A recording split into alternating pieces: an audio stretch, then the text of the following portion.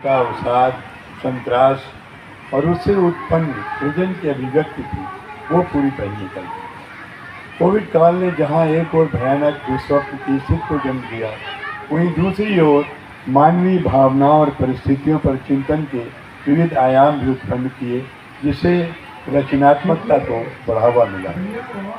कोविड-19 peak के दौरान मानवीय संवेदनशीलता पर गहरा प्रभाव पड़ा। महामारी ने व्यक्तियों को तबाह किया, लोगों के भावनात्मक परिदृश्य को भय, चिंता और अनिश्चितता से भर दिया। प्रियजनों की अचानक हानि, आर्थिक अस्थिरता, सामाजिक अलगाव ने मानसिक स्वास्थ्य पर भारी असर डाला, जिससे अकेलेपन और अलगाव की भावनाएं बढ़ गई।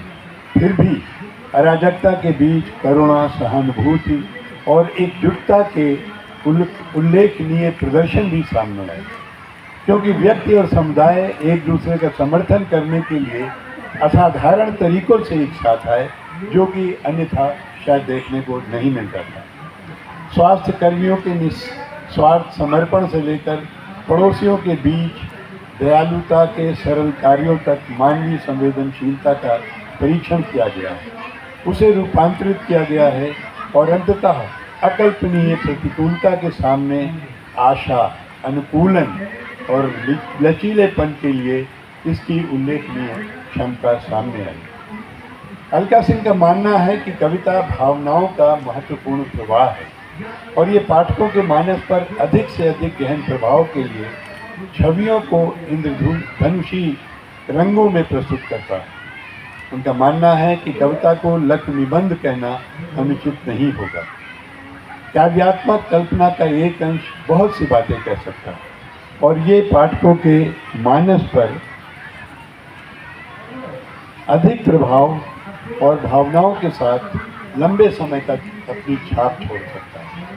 कोई भी समझदार, ताज़ा, पारंपरिक या आवर्ती विवरण हमें एक अलग मुकाम पर ले जा सकता है, जहाँ पर भावनाएं, क्रिएटिविटी आगे बढ़ती है। उनका मानना है कि साहित्य किसी विशेष परिस्थिति से उत्पन्न होता है, चाहे वो सकारात्मक हो, नकारात्मक हो। उसी तरह कविता भी ऊपर नीचे पक्षों दृश्यों को देखती है और स्वयं समाज और आसपास की संरचनाओं के स्थिर व्यवहार पैटर्न के साथ तालमेल बिठाते हुए सृजनात्मक द्वारा स्वयं के स्थान की प्राप्ति एक सार्थक और सक्षम टिप्पणी के रूप में सामने आती है।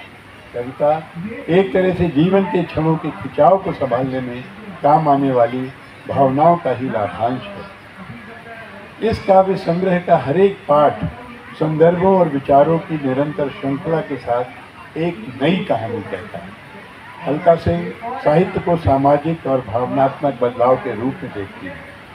उनकी पिछली कविता संग्रह कलर्स ऑफ ब्लड, जो मेंस्ट्रुएशन पर अंग्रेजी कविताओं का संग्रह है, 2021 में राइटर्स वर्कशॉप कोलकाता द्वारा प्रकाशित की गई। भाव संचार 2021 में रंगमंच द्वारा प्रकाशित की गई और इसके पश्चात literature and culture sense and scenes from pandemic, जो वाइकिंग जयपुर ने 2022 में प्रकाशित की, जो सामाजिक बदलाव के साहित्य में उनके विश्वास को परिलक्षित करती है। अपनी रचनात्मक व कार्यशैली की उपलब्धियों के कारण जो आपने लेखन के क्षेत्र में जो नाम अर्जित किया है, उससे आप जनमानस की बहुत ही पसंदीदा, एकम्प्लिश्ड और अवार्ड विनिंग लेखिकाओं में मानी जाती है। मैं आपको बहुत बहुत बधाई देता हूँ, आपके उज्जवल भविष्य की कामना करता हूँ। अलका सिंह जी की भाषा बहुत सरल है, जो पाठक की आसानी से समझ में आती है। अधिक तो नहीं मैं पढ़ पाया, पर उनकी दो रचनाओं को कोट करना चाहूँगा।